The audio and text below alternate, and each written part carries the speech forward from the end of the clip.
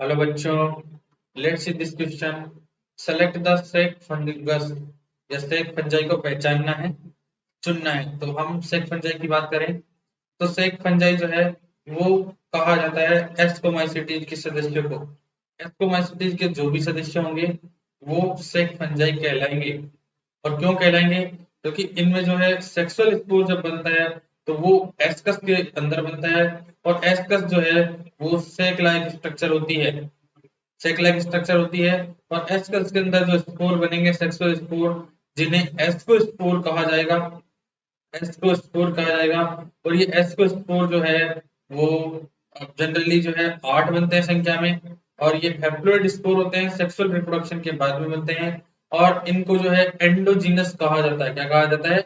Endogenous. Endogenous इसलिए कहा जाता है क्योंकि जो है सेक फंजाई जो होती है ये चारों तरफ जो है एस्कस जो होता है उसके अंदर बन रहे हैं, इसलिए इनको जो है एंडोजीनस कहा जाता है। इस तरह से जो है लाइन में अरेंज होते हैं, 8 एस्कोस्पोर बनते हैं ऐसे।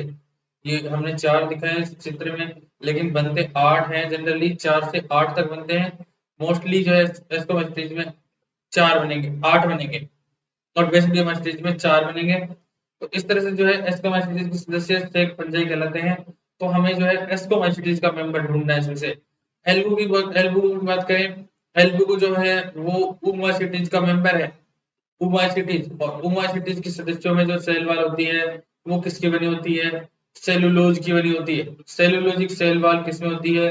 उमाइसिटीज के सदस्यों में। एगेरिकस की बात करें, एगेरिकस जो है वो बेसिडियोमाइसिटीज का एग्जांपल है।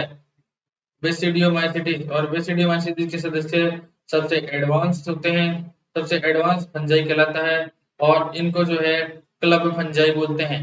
बेसिडियोमाइसिटीज के सदस्य जो है वो क्लब फंजाई कहलाते हैं। इनमें एक्सोजीनस स्पोर बनते हैं, बेसिडियो स्पोर बनते हैं, बेसिडियम स्ट्रक्चर के अंदर बनते हैं। और जो हाइफा बेसिडियम कंटेन करता है या जिस हाइफा के टिप पर बेसिडियम बनते हैं उसे बेसिडियो कार्ड कहा जाता है। म्यूकर की बात करें, म्यूकर जो है वो जाइगोमाइसिटीज का सदस्य है। म्यूकर जो है वो जाइगोमाइसिटीज का सदस्य है। और इनमें जो है जाइगोस्पोर फॉर्मेशन देखा जाता है।